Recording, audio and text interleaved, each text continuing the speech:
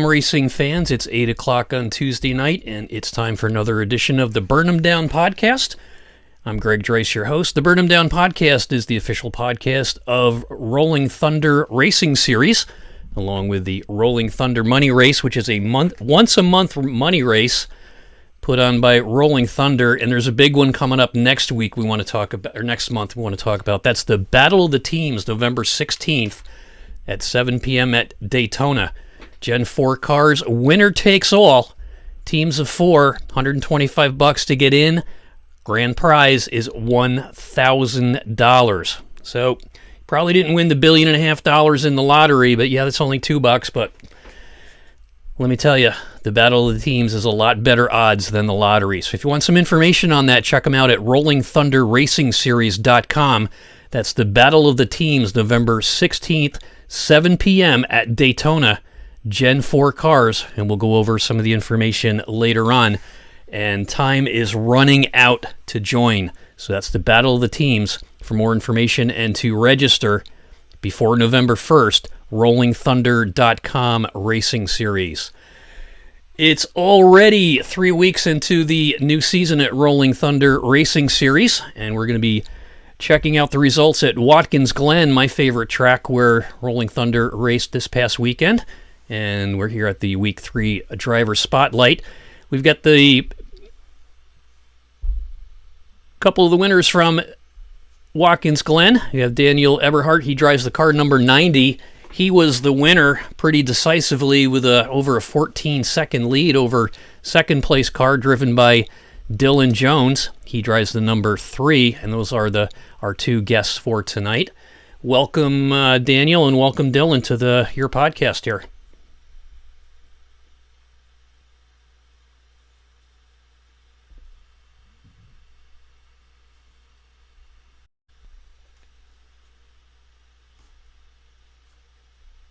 Thank you for having me. Is there a delay?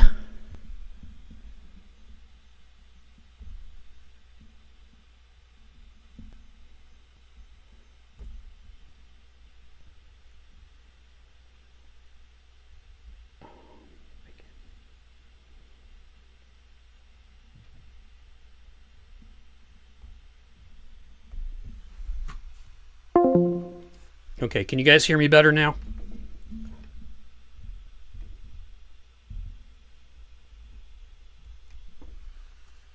Test 1, 2, 3.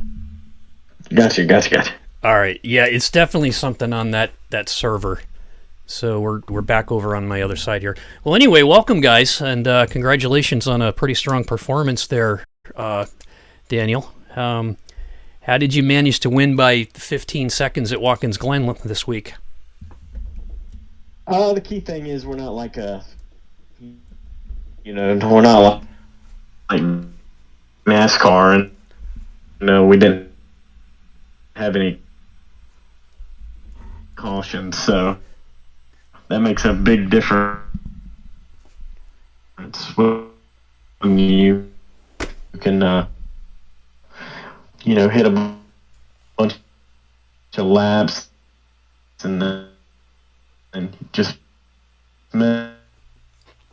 eventful race for me, trying to get through lap cars and people on the racetrack. That just a big variety. It's road course racing. Not everybody is cut out for it, and including myself. I'm pretty slow when it comes to the bigger names of this game, and it's just really just all about hitting your marks.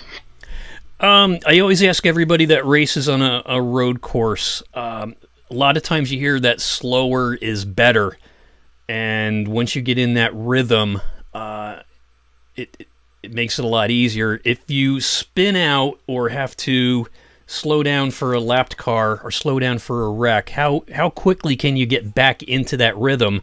And is it a situation where it's kind of hard sometimes to get back into the rhythm?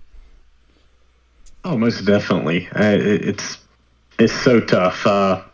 There was a mistake I did through the bus stop where if you go in a little too deep, it's almost like it lands on the frame of the front end of the race car. So, Yep.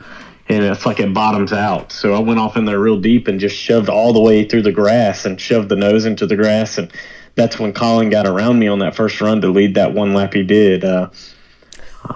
It's just insane how easy it is to miss your marks just when somebody's chasing you, or just even in road course racing period. It's all about hitting the mark at the same point at the same time each and every lap. It's not as forgiving as running oval. Got it. And where do you find your most challenging part of Watkins Glen? Oof. The easiest point is probably the carousel coming out of the bus stop. I would say the hardest point's probably up through the S's, or maybe turn one. Turn one, you come down that long straightaway, you're having so much speed. If you shift up to fourth, some people were staying in third. I was staying in third, but the longer the run, I stayed in third gear. I didn't even go to fourth. But if you shift up to fourth, it's so hard to get this car to whoa up. So probably turn one up through the S's. That's really difficult. I would say I'd kind of have to agree with that. And if you go over to the runoff area coming out of turn one, it's not really a straight line back onto the track, because there's so many times I just run that along the outside of the runoff, and then you get that 1 point for driving off the track, because there's that little point at the end where it just seems to it catches you for that black flag, or that not the black flag, but the 1 point for running off right there, because you don't see it, but I usually catch that quite a bit. Yeah, most definitely. It's a lot harder to, and it's also a lot harder to keep your momentum up going that far off the track. Yes. If you notice, a lot of people in real life, they do it, but for some reason in iRacing, it's not as fast to go all the way off the rumble strip right there and get onto that pavement and then come shooting back across the rumble strip like they do in real life. It's like it has a disadvantage. Yeah, that's true. Dylan, how did you find Watkins Glen? Do you like road courses, and how does it compare to other ones you run? Overall, I'm not a road course guy. I definitely don't dip my toe into that end very often, but for the oval side, whenever we run the road courses, I would say Watkins Glen is by far my favorite. I guess a lot of people would say it's probably an easier road course compared to most. It's a lot of momentum, high speed, not really much braking points except for into turn one and the last couple of corners. So I like Sonoma too, as long as I keep it on the cup side. I hate the alternate version they were running for a little bit there. Gotcha. It's funny that you said Watkins Glen is. I think a lot of people perceive that as an easy course, and I know I take it for granted sometimes that I perceive it as an easy course, but it can certainly ruin your day, because there's a lot of turns on there where you can, the bus stop, turn one, the S's, and even by the Jackie Stewart grandstand, which is turn 10 on the full course. I think it's not that on the short track, but it's the last one before you come into the final turn to go down the main stretch. So where do you find your most difficult or challenging part of Watkins Glen? Turn one was definitely the easiest place to screw up, because you wanted to drive it in deep. Every time you went down there, you felt like you could go deeper, and if you try, you're probably just going to kill yourself. But I would say to pick up the most speed was going through the bus stop, because if you hit that thing just right, you're ripping on your lap, and if you miss it, you lose a lot of speed. So turn one you could throw away the race there, but the bus stop definitely was where everyone was keeping speed and making their lap times. Yep. Before you hit the bus stop, how fast are you going on that straight there? Oh, Rick, I have no clue. No, just bringing it up because a couple of years ago, my son and I went up to the 6 hours of the Glen when IMSA was up there, and we had tickets, and I entered the WeatherTech contest, which they got you into the hospitality suite for the day, the tent right there around by that final turn before you come to the stretch. And we won it, and I got a chance to go around in the new Toyota Supra on that track, and it was so funny. I mean, it was so hilarious, exhilarating. I was laughing all the way, and the driver was narrating.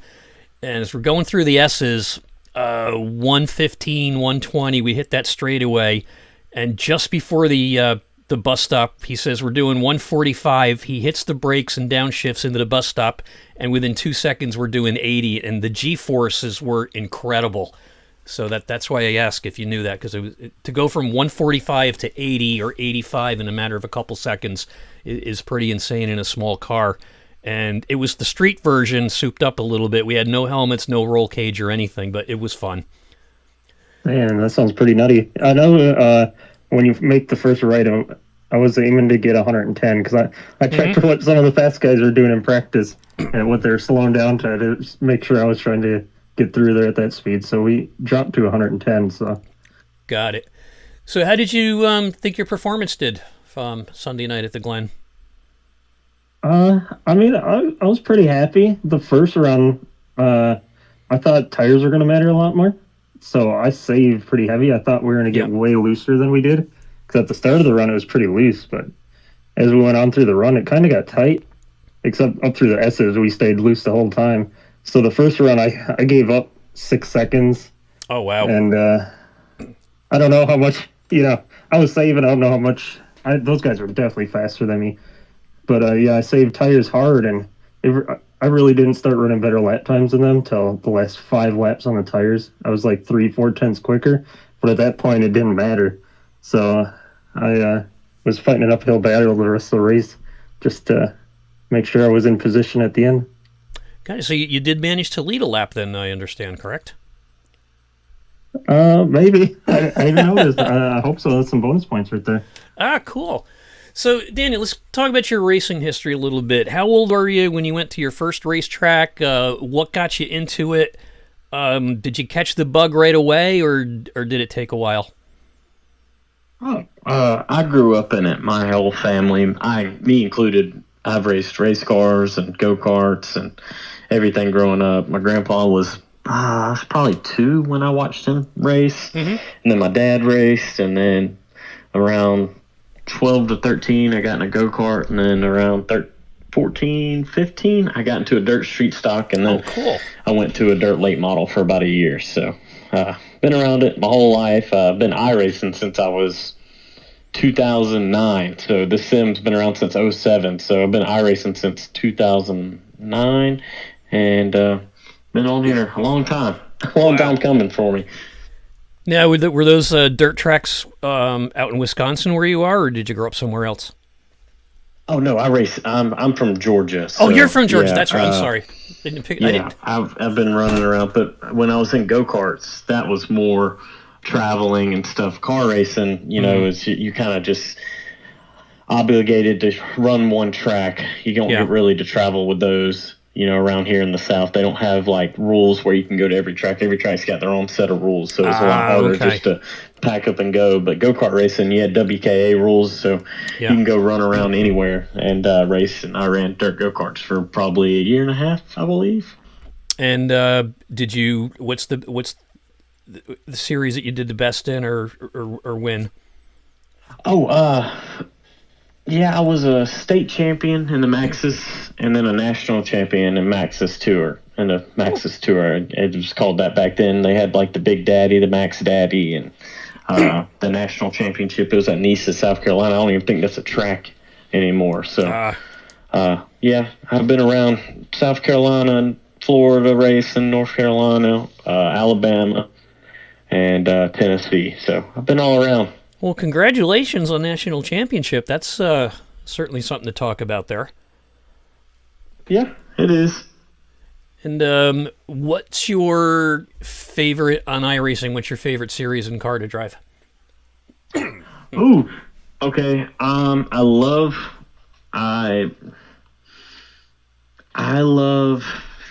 2013 Cup cars, the Gen 6. Right when they first came out, not the new style, the Camaro. I liked them. What was it? The Chevy SS and the Ford Fusion, and the Toyota Camry. I like those style cars with a lot of horsepower, 850 horsepower.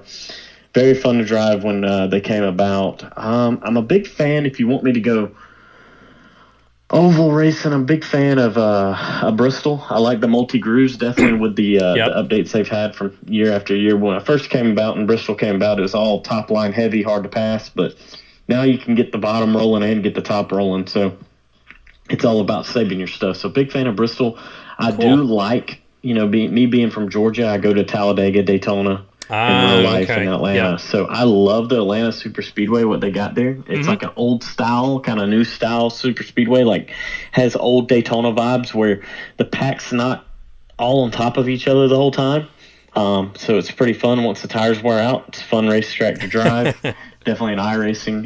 Yep. I do like super speedway racing a lot just because I feel like it's your chance to run against the big dogs of iRacing. Been doing Podium 500s, won that, and Cool. stuff like that. So it's just I like the super speedway side of racing, but I do love getting back to like the roots of it and running short tracks and Watkins Glen and stuff like that. I love it. Tests your skill level. That's what these Definitely. tracks do. Super speedway racing, everybody can just about do it if they know how to hold a straight line, hold the throttle wide open. Yep. Anybody can drive fast on a straightaway. What about you, Dylan? What's your history with racing? Well, not as cool as Daniel. Nobody really in my family ever did anything with racing. No kidding. I probably got hooked on it probably from video games.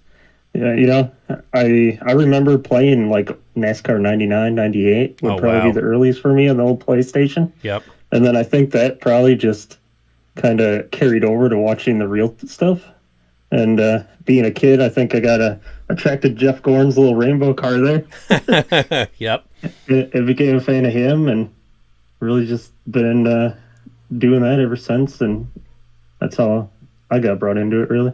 So if you're a little kid and you're into racing, but nobody else in your family is sowing that No. interest, like taking you to a track or getting you an RC car or a little go-kart, how do you keep the interest? How do you keep that zeal for it up? Competitiveness, I think. I was always a competitive person, so, and I kind of like the racing scene because in a little bit you're in control of your own destiny. A lot of it, Yep. Especially on the simulation side of stuff. Run a fixed setup if you want. It's if you're sucking, it's your fault, not somebody else's. Because you're all driving the same car. Yep. So have you ever done anything close to real racing, including street racing, and not getting caught by the cops on a Saturday night? No, I'm a goody two shoes. We don't do that. Okay. No, I even go karts. They ain't nothing but stuff you go to the local little amusement park and Okay. full throttle through the corners. Yep. That's the extent of my real life racing. It's That- been video games Yep. since day one. That's about the extent of mine too. You mentioned like the little amusement park, so it's got the little gasoline lawnmower engine on the back with the pull start that the guy starts and for you. And then the guy in front of you's got the one they got tuned up a little bit, and you're like, damn, I'm getting beat by this guy. Yep. You ever do any of the indoor racing at the local malls with the electric open wheel style?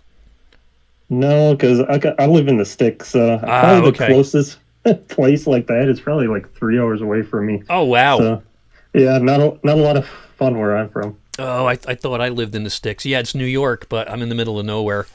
I live in a town of 7,000 people. 9,000 if you include the inmates at the two jails. We're famous for an exit on the thruway and a virus, and that's about it. But I kind of like it. So, when did you start iRacing? 2012. I started a little bit earlier. I played all the EA Sports games or racing games, and then when they quit doing it, and I guess Activision kind of took over making them, and then those became the worst racing games in history, I think. Yep. And at that point in my life, I was trying to be more of a competitive gamer, so it was all about online for me, and those games had none available. And obviously went looking for other options online, and you kept watching the YouTube videos. Back then Dale Jr. Yeah. pushing iRacing, and it's like, damn, that looks like a lot of fun. But then you looked at the price tag as a kid, and you're like, oh, how am I going to afford that, Dad? Can I borrow the credit card? Yup. That's what happened to me. But yeah, I got it for like a month. Started with an Xbox controller. And Okay. I've won like my first 5 races, and I was like, oh, this is pretty cool. And then I saved up my money and got a G29 wheel, Yep. got the membership, and been playing it since 2012 nonstop, pretty much. Are you any of you, either one of you guys, addicted to upgrading your rigs with the latest bells and whistles? Well, since 2012, I've had a G29 until like last week. Ah, I bought okay. a Moza. See, I don't feel bad. I've had a G29 since I started about 7 years ago, and just upgraded the pedals to Club Sport about a year ago, and oh my gosh, what a difference! I'm still running the G29 stock pedals. I bought some expensive pedals, but Uh huh. I really can't get used to them. Oh, really? Well, I mean, you know how toy like the G29s are. Yeah. And you step into the big boy pedals, and I just ain't had the patience, to take the time. Oh, I understand. They're Yep. definitely better, but they're a little learning process, and I haven't Yes. taken that on yet. Well, you're obviously doing pretty well, being in second place there at Watkins Glen, and you don't even like road courses. So, cheers for the G29 pedals and wheel. We only had to change the pedals once, and my son got into it when he was 13 with the little thing that he clamped on the dining room table, the $35 wheel and pedal set from Amazon, and borrowing my laptop. And then all of a sudden I get an email from iRacing that I've been suspended for 30 days. And I'm like, Sam, what's that racing game you do? He goes, iRacing, why? And I go, why am I suspended? He says, oh, I kind of just blew somebody off the track and they reported me. And I'm like, well, why is it my name? He goes, it's your credit card. I go, oh, thanks a lot. Oh, there you go. So then we moved down, we bought an open wheel set, got the G29 or G27, one of those two, and set it up, still racing, sitting on the floor with a 19-inch laptop. And then we bought a bigger TV, and I built a bigger rig, and I got some Cheez-It fenders off a NASCAR car along the side and everything else. So it's like it's insane. So Daniel, what type of rig you race with? G920, I think. I got the G29 of the Xbox version of that, and then I've had Fanatec pedals, the CSL Elites, for about 10 years now. So I don't even run force feedback. Everybody out there, the force feedback heroes now with these new wheels. I hate force feedback because I've drove real cars, and all it does is, to me, put what your butt feels in your hands. And to me, if I ever get the chance to drive a car again, I don't want it to throw me off to where I'm trying to feel in the wheel what I'm feeling in my butt. So I don't run it. That makes sense. It's all visuals. Yeah. I'm going to be honest with you. iRacing's great for the visuals. Yep. Everything else, it's subpar. I don't try to dish on it as much. Like, there's a lot they could fix, like dynamic tracks and stuff like that, where the track comes and goes, the tire falls off. But you don't even have that in real life anymore. So me and Dylan, we've, like I said to you earlier before we started the podcast, we've known each other for 12 years, and we've been through, the thick of it together. Yeah. From dynamic tracks, all of that, where the game was just, if they touched it just a little bit, it was perfect. Yeah. Perfect. But now it's to the point where we're all locked down. We're all running the same. There's really no fall off anymore. Anything you change, there's not much to it. I know they're still working on that to get it back to what it was. There was like a lawsuit or something where they got rid of the dynamic tracks because it was copyright to another thing. So I don't know how all that works, but I know they put it out there, and I think me and Dylan are holding on to that little bit of hope that maybe it changes, maybe we'll get back to that. But then I think about it, and you watch real life racing, they're all hammered down wide open every single lap. There's really there's no talent to it anymore. And I think that's what kind of has killed the sim for me lately. Yeah. No talent, you beat me. I must have less talent. Didn't mean it on the sim. I'm talking about real life. Okay. So, Daniel, you're obviously, it sounds like you're not a fan of the next gen, either on iRacing or NASCAR then, huh? I'm not. It's not that I'm not a fan. Yeah. I love racing. I got a buddy that will scream and look at you and just, I went to Bristol with him, and he hates it, every bit of it. We went there to watch Dale Jr. race a couple weeks ago and hates it. Can't stand it. He thinks it's the dumbest thing since sliced bread, and I love sliced bread. So he just hates it. And, I've been a race fan my whole life. I can go to a local dirt track. I can go watch dirt bikes. I'm just a race fan. Motorsports runs through my blood, and I love it. But I get where he's coming from. I don't care to see somebody shifting, not a cup driver. It's not what I grew up. It's not never in my life. Interesting. From 99. Yeah. Have they been shifting? You know what I mean? So it's kind of ruined it. And I feel like you can't make a mistake anymore, because when you make a mistake, he grabs the gear and gets it back going. So it just helps him. So I don't dislike it, but I don't like it. Yeah. I don't want to say I hate it. Yeah. Just wish the suits up top, the guys wearing the big suits, I wish you could go up there and have a conversation with them, because I want to know where they get their statistics from about how people love it and stuff like that. It just feels more like watching WWE wrestling. I can see where you're coming from on that, because it's like right after the race is done, I'm scrolling through Facebook and the social media, and then the NASCAR Facebook page will put up something about, whatever guy won, and then all of a sudden here come all the Toyota haters. Well, they only want Toyota to win. Do you think it's more that people are just keyboard warriors and just want to get on and start hating on stuff, or we're just dumbed down because it's become more entertainment than an actual, Saturday night at the dirt track where you got to really know how to drive? I think too much money got involved. I think it got to a point to where NASCAR was on top of the world when Dale Jr., Tony Stewart, Jeff Gordon, and the passing of Dale Earnhardt just led the sport in a whole different atmosphere, and Dale Jr. took it over, So got it.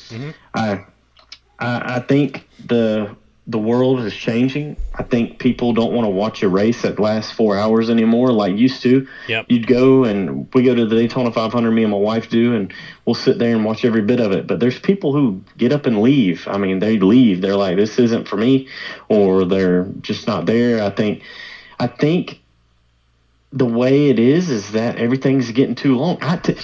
Me and Dylan had a conversation the other day about NFL football. I don't know. I guess more people want to watch it from home, maybe, but to me, it's just sports in general. They're losing their luster to me. Not everybody wants to go do it anymore. I don't know if it's just the millennial or the Zoomer way of showing what life is and stuff like that. I mean, video games even have taken a little bit of a drop to me. It's not as popular. Interesting. I don't know if I'm looking at the wrong stuff or what, but I feel like sports and video games are just dying a little bit in general. I don't know what people are out there doing, but I sure love to figure it out. They're sitting on their phones. I mean, when you go to Watkins Glen or you go to a concert, and I've been to a lot of concerts. My kid, he's my youngest. He asked me one day, he goes, what was so great about the 80s? He was 14 years old. I said, son, sit down, I'll get you a beer. I can't have a beer. I said, don't tell your mother. We're going to talk about the 1980s. And then he got me saying, well, what about the music? Oh, the music was great. And I said, the 80s were one of those generations where if you had a full-time job, you could have a nice car, a nice apartment, or a small house. And if you went out on a Friday night and you spent $20, you had one heck of a good time. Now $20 is a couple craft beers, the tax, and not even the tip. So we started going to a bunch of the concerts from all the bands in the 80s. And when I went to a concert, you went to a concert. You got there, you partied a little bit, whatever your method of partying was, and you sat there and you rocked out for the concert. Now, just like you said, people are getting up, they're walking around. I'm at Bethel Woods for the 50-year reunion of Woodstock, and Skinner's on the stage. And it's like half the place is empty. Everybody's out walking around and doing whatever they do. So, yeah, I think you're onto something there. But definitely, you hit a point when you said you're still with your G27 wheel because you know how to drive a car. So you don't need the fancy equipment to do iRacing because of all your experience doing the real stuff, it sounds like. Yeah, I know. I got off topic there. I get a little frustrated when it comes to the sport. I love the going down in shambles. But no, I would tell anybody that you don't need a good steering wheel is what you need are good pedals. And I would suggest the Elite pedals. I don't suggest the V3s. I have V3s that sit in my closet. I don't like them. I hate a Fanatec V3. I don't know why people love them. But I love the CSL Elite pedals, and they just came back out with them. All I think you need is a load cell brake. You don't need a heavy throttle. I did change my clutch, little clutch spring throttle just to give me a heavier throttle, so it's harder to push down to control it better. You know, when you're trying to get up to speed and coming off a corner, so you're not spinning the tires or anything like that.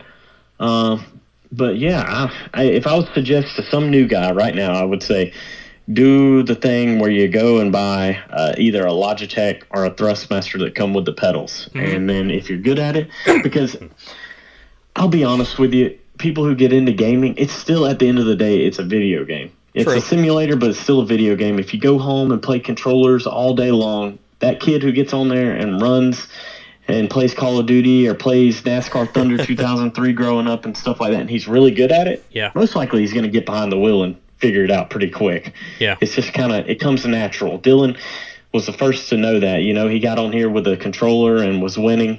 I got on here with a Driving Force Logitech.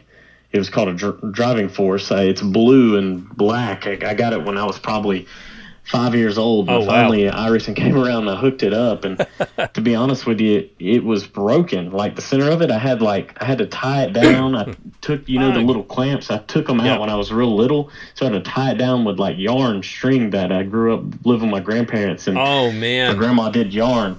So I tied it around a little, like a stool that you put up at a bar, and put the steering wheel on there and raced on a laptop for the first 3 races and won my first ever one. So I don't know. It's just, I think if you're going to get into it, take the cheap route. You can do it with your laptop. You can run a single screen, and I have 3 screens now, but that's all I suggest is if you really want to get out there and get into it, it is expensive, but in the long run, it's pretty worth it. Cool. So Dylan, what would, have you tried VR, and what do you run, 1 screen or 3? I do have a VR headset. I only turned it on iRacing once, and it was okay. I didn't like the reduced graphics. Okay. I can see if they can get the visuals a little bit better. It's probably the future. I've always ran triples. I am currently on a 49-inch Samsung, and I love the 49-inch. But when you've had triples, that little bit of real estate on the left and right that you're missing from this 49 is really helpful a lot of times. So the 49 is it's good. It's better than a single 27. But for like serious, triples is still the way to go. Although I guess Samsung, they did come out with a 57-inch version. Yes, they did. Of this. Which might be interesting. Because you only needed a little bit more just so you could see that car to your outside. That's true. You can't quite see it with this. So the 49, obviously, it's a curved screen, correct? Yep, 49 curve. Now, how tall is that? Because I was looking online for some gaming screens, and I found one that's like, oh, this one looks pretty good. But the thing was only like 13 inches tall, and I run a single screen TV, I think a 42-inch. That is, it's a lot, I don't know the exact dimensions, but it's a lot taller than 13 inches. Is yours kind of short and wide, or is it got a good height to it as well? Yeah, they're definitely shorter than, like I got a 24-inch just sitting off to the side of it. And it's probably 3 inches shorter than it. Oh, no kidding. How long did it take to get used to a shorter screen? I really didn't notice that part of it, honestly. Wow. So I feel like that's not too big of an issue on here. I don't know. Okay. And I feel probably do like almost side by side, but it wasn't like a thing I turned it on. It was like, oh, this is way different. Yeah. Interesting. So what's your take on force feedback? I never ran force feedback until last week when I got this wheelie. Okay. I got on and, kind of got mentored by a guy that I joined his league, and he never ran force feedback. And I spent a lot of time chasing him around the track trying to learn, Got it.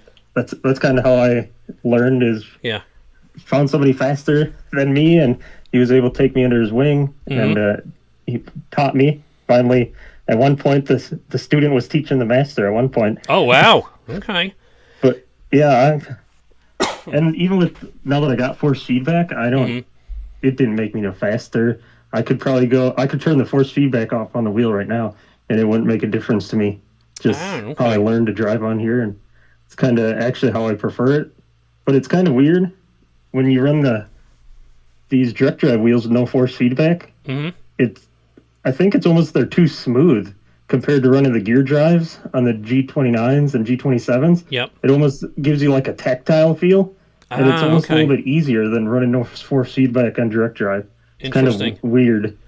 I run I never run an open setup, always the fixed sets, because I don't know what I'm doing when I get into the garage. It's just like if I went out to started fixing cars, I know enough to damage your car and get myself arrested with stuff. So I like steering to be a little on the tight side, even no matter what track I'm on. I just don't like a loose wheel. How do you feel about where do you set your wheel, loose or on the tight side? It's definitely light. Like this is sitting at 2 on the force feedback in game. So. And obviously, when you run the G29 with no force feedback, it's pretty light. For me, the lighter I kept the wheel, the lighter I kept my hands on the steering wheel, which caused me to drive smoother. If I kept a tight steering wheel, I felt like I made more jerky reactions to things. Ah, okay. And obviously, that's bad. So it taught you to keep a loose grip on the wheel and stay calm, I guess, No, that makes sense. It's kind of like on the old Daytona track with all the bumps in the road. You try to hold on to that wheel too tight, you're going to break your hand, and you're right. It does make for a much more jerky motion. Daniel, how do you like your? That was another reason for not running force feedback on the G29s, because I felt like it's such bad technology that the force feedback it was giving you was so lagged behind what was actually happening. Oh, okay. You were probably reacting to stuff that already happened. Even if it's milliseconds back, it's got to be hurting you, right? Oh yeah, at 150 miles an hour, everything is all about time. So, Daniel, how do you like your steering setup? Yeah, back when I first came around and was running with Jones, I ran like 100 centering spring or 110, whatever it goes up to max. So I'm over there like thawing on it. I didn't run force feedback, but I ran the wheel really tight. And then about 2 years ago, I'm like, Dylan, I ain't going to do this no more, man. I can't take it anymore. It's like wearing you out after 50 laps. I'm like, this is not worth it. And he's like, dude, I run like 20 centering spring. I put it down to 20. It's almost like running with a dead wheel. And I'm like, dude, this is so much better. It was amazing. The changes. Yeah. It helped me. And honestly, Dylan probably is mad at me because in about the 2 years, I went from running about probably 10 car lengths off of him to now 10 car lengths ahead of him. So he hates me for that. I've just gotten old. Oh, no, I'm the old guy. Don't forget that. So what are you guys' plans for Atlanta this coming Sunday with 132 laps there? How are you gonna run that? Oof. I'll be honest with you. I don't try to overthink it. I tell Dylan all the time. I don't like getting in there and practicing. Like I know Justin puts up a lot of these practice rooms and stuff, and I'm grateful for it. But I don't want to go in there and overthink it. When you overthink it, there's too much on the line. It's anybody's race because you got 3 sets of tires. If you save a set and the cautions fall your way, like Las Vegas, it fell the guys' way that won. I mean, they had the extra set left, and they also, if you run like 10 laps longer than me or 3 laps, 4 laps longer, and I short pitch you, it's going to hurt me in the long run. So there's a lot of head games that can be played. It's more strategy than anything. If you're decently pacing yourself and staying about top 5 to top 7, and you're about 2 seconds off of, the leader, and you're coming around for pit stops, and you save that set of tires, you'll be golden at the end of this thing if a caution falls your way. So it's all about that, really, truthfully. There's going to be a lot of different winners each and every week, I feel like. Watkins Glen, I don't know if we even have another road course. That was kind of my time to shine because I feel like I can run up front, and Dylan also felt like he could run up front. So it's just so hard to know what to do strategy wise because you're danged if you do and danged if you don't, taking tire wise. Makes sense. Where do you like to qualify? Do you like to be up front and stay up front, or kind of sit in the back, see how the race develops, and then make your charge from there when it's time to go? I like qualifying on first. I like to be dominant. I like dominating the race. It's really hard to though because you don't know how hard to push it. Right. You want to save tires, but then you also got a shorter fuel tank. So 14 gallons, I believe. I think we have 75% fuel in the car. So there's a lot of strategy to running behind somebody and watching him push himself, because if you see him slipping a little bit, that means his tires are scrubbing off a little bit more than yours. So I kind of like starting around 6th or 7th and trying to pass a couple guys and see how hard everybody's running.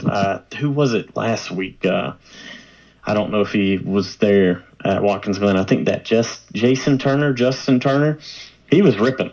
That dude was flying. I don't know what he had in that thing, but he was hauling the mail around that track at Vegas. So, and he was pushing real hard. So, like Dylan, he's very methodical. If you ever watch the races, you'll see that Dylan's going to give you 110%, but he's not going to push the car any more than the 100% that car needs to be pushed. So that's why I love Dylan's driving mentality. Me, I'm going to give it all it's got and then some. I'm going to try to outwill you and deal you if I can, but it really falls flat on my face at the end of these things. That's why he's always laughing at me. That's funny. Dylan, what are your plans for Atlanta this weekend?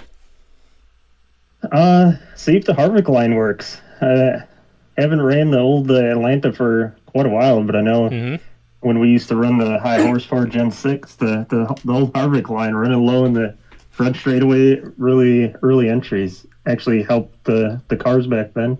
So I'm wondering if with these Gen 4s and the high horsepower too, if running that line will help us out here, and how much the tires wear.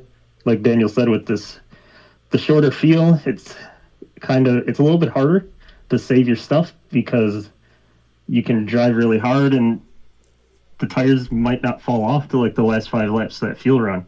So it really can be a balancing act on, you need to drive harder than you maybe even think you want to, because the tires won't fall off as much, not being able to go the full fuel run. So I'm sure it'll be strategy, just like Las Vegas kind of turned into. Hopefully mine goes better than Las Vegas did. I didn't make it past the start-finish line. Oh, Don't no. start in first gear, guys. It's not good. Ugh. So what are your plans for qualifying? You going to try to get the pole, or do you want to do what I like to do, is kind of qualify in the middle or towards the back and see how everybody goes? Usually I like qualified in the back, but a little bit more competitive thing here, so I'm going to try to qualify up as high as I can and see what happens. There you go. And where do you hope to be at the end of the season? P1. I mean, I gotta be P1, right? Yeah, because if you're P2, you're the first loser, right? I can't have that. That's Daniel's spot. I was just gonna say, because he's gonna want P1 the way it sounds. Yeah. No, I just want it to be a good season. I want Justin Rideout, the owner of Rolling Thunder, to be successful in this, even in this money series, and everything he's doing. He's a great guy. I mean, just hands down, props to him for putting this on. I mean, first season doing this for him, just very thankful and gracious for him. What he's doing. It's crazy how much money and time and effort he's putting into this, and I'm just I want it to go successful, no matter if I finish first, second, third, fourth, fifth, 10th. I don't care. I just want it to go successful for him, and there'll be many more years to come running this. So I don't want it to be a one and done for him. Right. I want it to all work out, and hopefully he'll be around a long time. Well, it's definitely a unique league for being the first season, and there's money every week. There's a money race once a month, and it's a pretty good paycheck if you can, hit the money spots every week. And I can speak from experience the amount of time that it does take to run a league. Anybody can throw up a league and not get involved in Discord and not get involved in broadcasting and just run it, and then it falls off. It takes a long time to generate interest. Even when you get a bunch of guys that said they love racing, you got to keep them interested. And by hanging out watching what goes on the Discord channel here, and then over at Midwest Motorsports, it's like a community. There's always somebody on there talking racing, always somebody on these channels talking about stuff. So yeah, he's definitely got a good thing going, and especially the payouts every week, as well as the monthly money races. It's definitely a unique situation. Are you guys, either one of you, is going to run in the money race next month? Possibly. You got to have a team, don't you? I don't know how. Yeah, I don't know if you have to have up to 4 drivers, or can you run us 2? Or we run the money racing side, just the regular money races. We've never done a team event, so yeah, it's a team. I'm not sure how different the team event's going to be. It's a team of 4 cars. You got to have 4. You got to have 4. Yeah. Okay, so I guess me and Dylan got to get our checkbook out and pay for 2 other guys to come run with us. So either that or drive. Big money. He's the big money over there. He's got the loads. His pockets are sitting there. He ain't got empty hands. I can tell you that. If I believe you're the only one to win one of these of us two. So. Well, if it's going to be 2 of you, just drive twice as fast and lap everybody. There you go. Yeah. Okay. Anything else you want to say here before we move on to the results and the points for the season? No. Okay. Not at all. Thank you. Yep. For putting this on for us. Thank you for coming on and having us on, me and Dylan. I know Dylan's is the real chatty one. I have to do all the talking for him. He never keys up on the mic. It's like this every night hanging around him. It's just like, Dylan. So having to talk to you, at least I have somebody that talks back to me, Mr. Greg. So yeah, thank you for putting us on. Thank you again to you're Justin welcome. And everything he's doing for Rolling Thunder. Yep. If there's people out there watching and maybe listening later, and I hope you guys will come and check it out. Yeah, because since Daniel's the one talking for me, I guess, just ditto to whatever he said. there you go. You could just key up and put the the OK sign or ditto on the chat, and I'll just pick it up that way. No, my interpreter.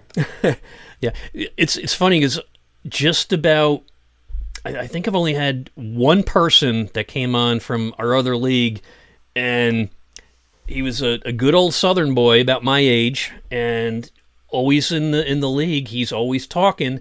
He comes on the podcast for that league, the 802 Cup Series, and he's like, I really don't like talking on a microphone, so I don't know how long I'm going to be on. I'm going, that's cool. So, but just about everybody else, the race people, they love to talk. I did 6 years of talk radio down the line here a little bit, so I'm kind of used to jabbing and jawing on a microphone and stuff like that.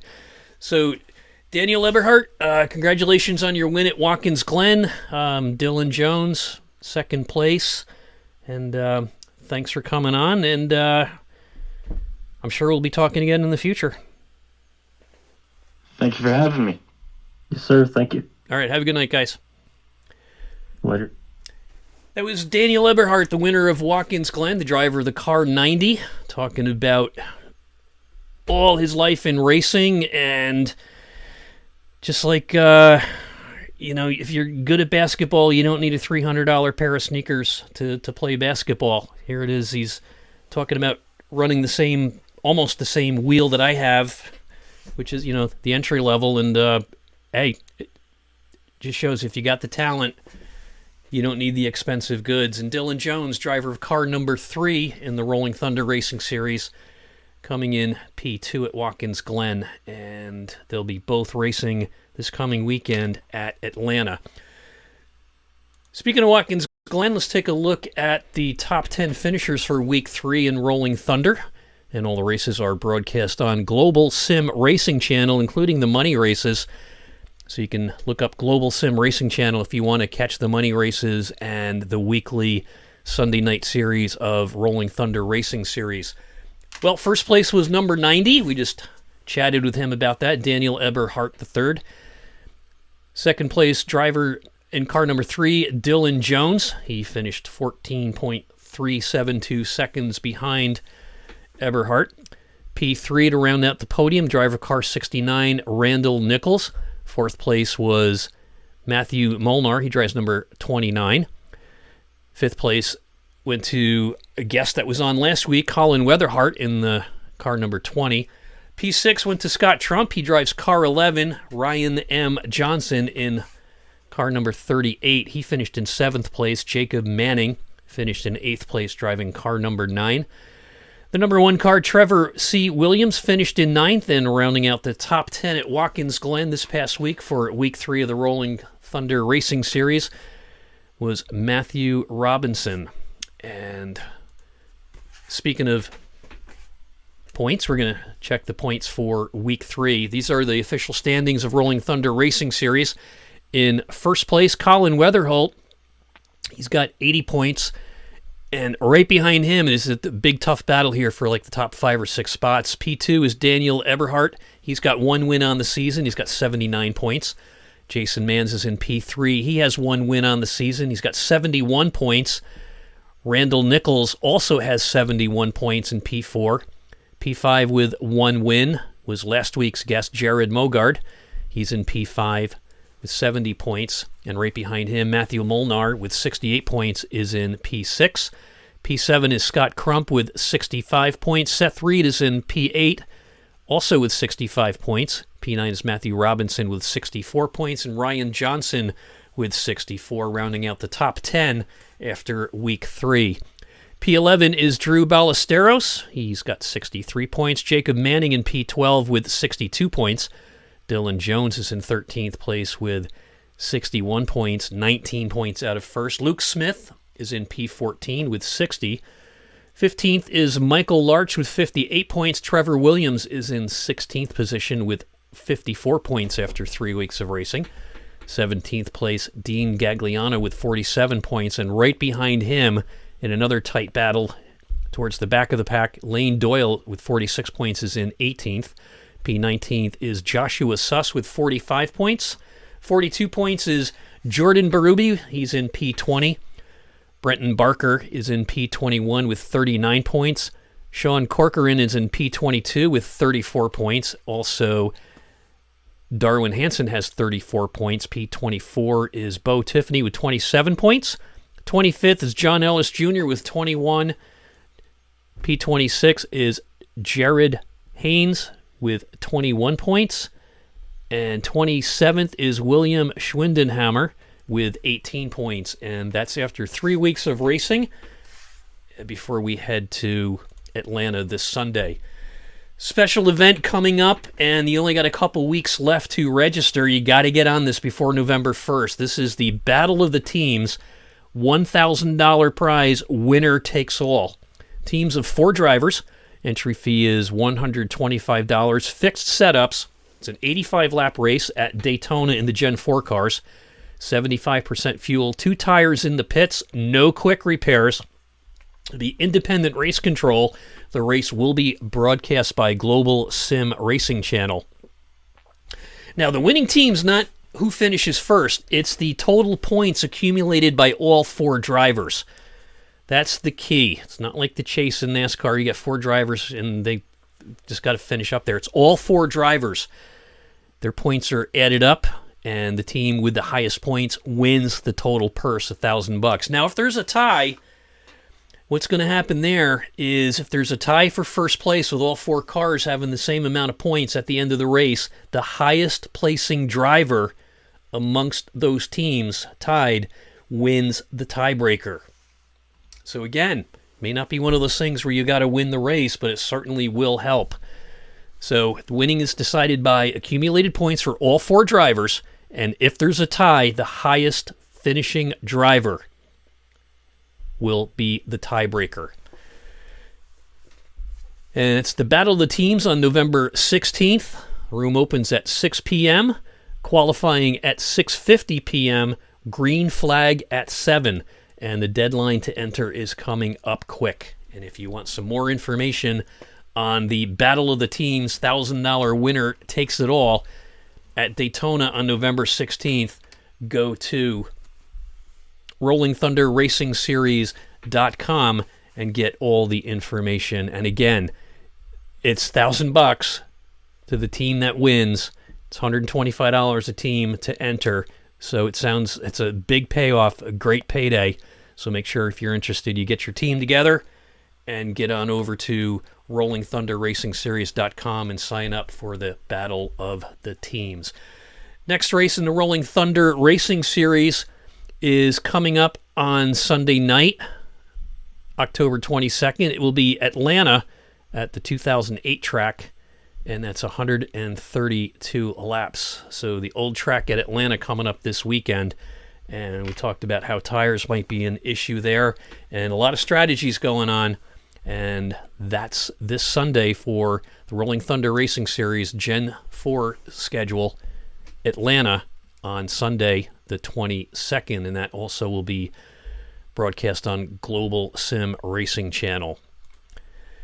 So this is the Burn 'Em Down podcast for week 3, and the Burning Down podcast is produced by the Sim Racing Podcast. We also do a couple of other leagues and just a regular sim racing podcast. So if you're listening, hey, join the Rolling Thunder Racing Series, win a race, and come on and talk to me here.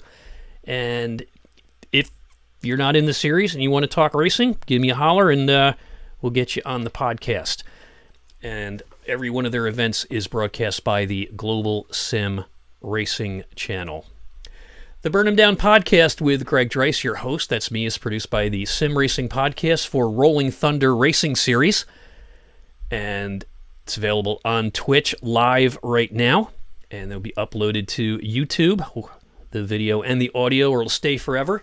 Also on Spotify, and we're also on all the major podcast platforms, including Google, Amazon, and we're on TuneIn. And early next year, we'll also be on SiriusXM. Twitch channel is twitch.tv/Greg Dreiss. YouTube is at the Sim Racing Podcast, Greg Dreiss. And Spotify, podcasters.spotify.com/pod/show/Joe Sixpack Racing. I want to thank everybody for listening. It's been a lot of fun doing this series, and thanks to Justin for letting me do the podcast for him. Good luck, everybody, this weekend, and please don't forget the Battle of the Teams on November 16th, a chance to win $1,000 for first prize. Stay in your lane, keep your tires clean, and until then, have yourself a great week, and we'll see you on the track.